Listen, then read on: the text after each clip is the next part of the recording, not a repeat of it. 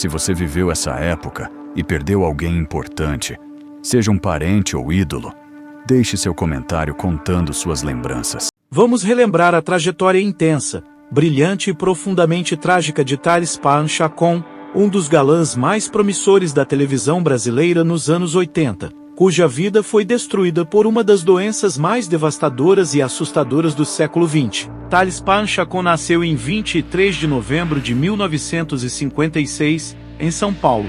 Dono de uma beleza marcante, carisma natural e presença forte diante das câmeras, ele rapidamente chamou a atenção do meio artístico. Thales parecia destinado ao estrelato. Antes mesmo da fama nacional, ele já demonstrava interesse pelas artes e pelo universo da atuação. Mas foi na televisão que encontrou seu verdadeiro espaço. Sua imagem transmitia charme, masculinidade e sofisticação. Durante os anos 80, Thales Panchacon participou de novelas que marcaram a televisão brasileira e se tornou um rosto conhecido em todo o país. Muitas revistas da época o descreviam como um dos homens mais bonitos da televisão brasileira. Sua estreia na TV aconteceu em 1982, na novela Avenida Paulista. Eles podem dar duro em cima de mim. De repente descobrem os caras que eu encomendei para fazerem um serviço. Participou de Moinhos de Vento, começando a chamar a atenção pelo visual, além da carreira em ascensão. Sua vida pessoal também chamava a atenção da imprensa. Thales casou-se com a atriz e diretora Carla Camurati em 1986. Os dois apareciam juntos em eventos, estreias e programas de televisão, cercados pelos holofotes da imprensa e pela curiosidade do público. Naquele período, Thales ainda era visto como um dos grandes galãs heterossexuais da televisão nacional.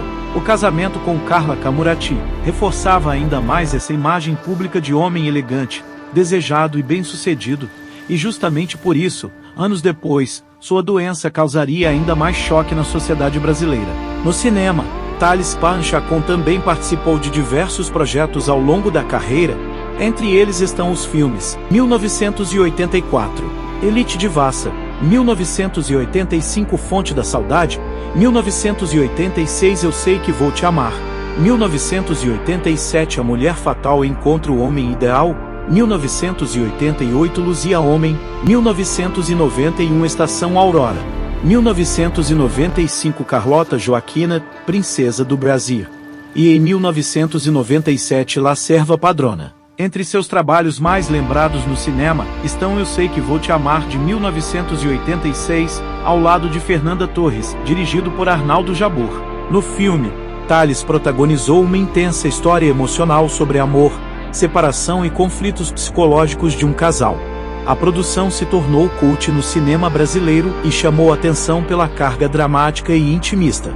Outro destaque foi o filme Luzia Homem de 1988, adaptação da obra de Domingos Olímpio.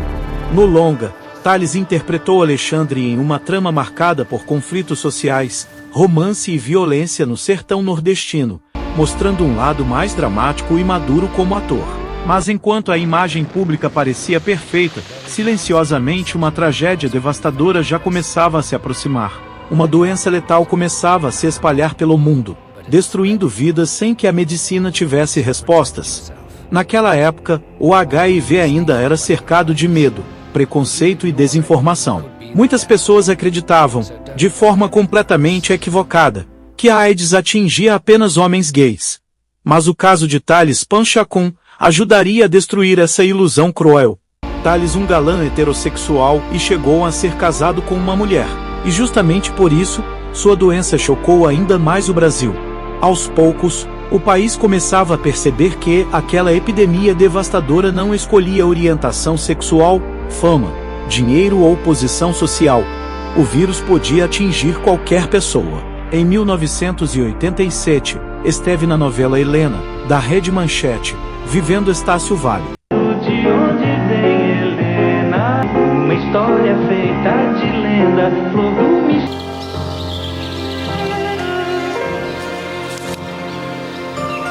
Mas foi em 1988 que ganhou maior destaque nacional, ao participar de Fera Radical, enorme sucesso da Globo, A novela marcou época e ajudou a fortalecer ainda mais sua imagem de galã sofisticado.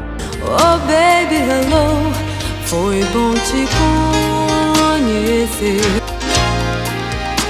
Precisa conversar. Larga a porta. Me escuta, eu mandei largar essa porta.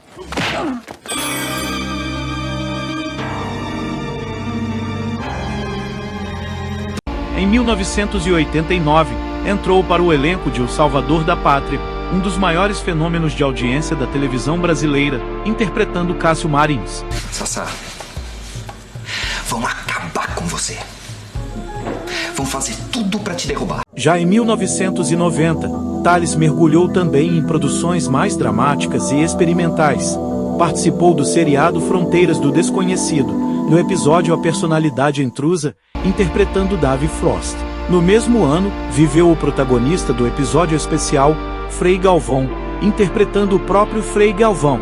Ainda em 1990, retornou às novelas globais em Meu Bem e Meu Mal, no papel de Henrique Paiva e... Meu bem, meu sim, Eu vou me casar.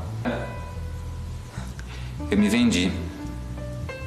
Bem caro, mas me vendi. Também participou da série Delegacia de Mulheres. Você tem um filho? Que legal.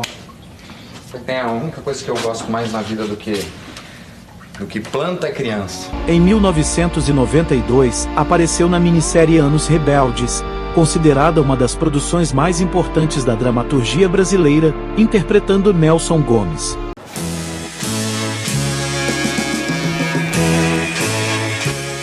Isso quando você vai a Paris, não vai? Mesmo que não vá, foi muito bom. Foi bacana. No mesmo período, participou de vários episódios do famoso programa Você Decide, mostrando versatilidade em papéis dramáticos diferentes.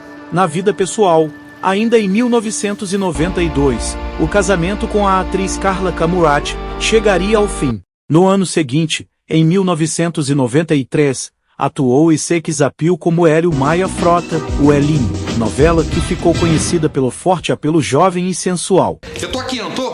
Tá. Eu fui a essa festa nojenta com você, não fui? Foi.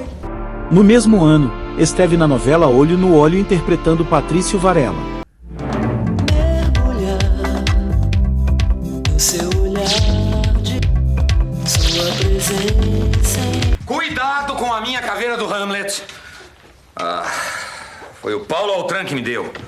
Enquanto sua carreira seguia em crescimento, nesse mesmo ano de 1993, foi internado com um quadro grave de pneumonia, mas se restabeleceu e voltou a trabalhar após algum tempo. Os primeiros sinais da doença começavam a aparecer. Os sintomas eram inicialmente confusos: febres constantes, perda de peso, cansaço extremo e infecções recorrentes. Em um período onde quase não existiam tratamentos eficazes, receber um diagnóstico positivo para HIV era praticamente uma sentença de morte. E foi exatamente isso que aconteceu com Thalles Ponchacon. A doença avançava de forma cruel e impiedosa. O vírus destruía lentamente o sistema imunológico, deixando o corpo vulnerável a infecções oportunistas devastadoras. Nos anos 80 e início dos anos 90, a AIDS ainda carregava um enorme estigma social.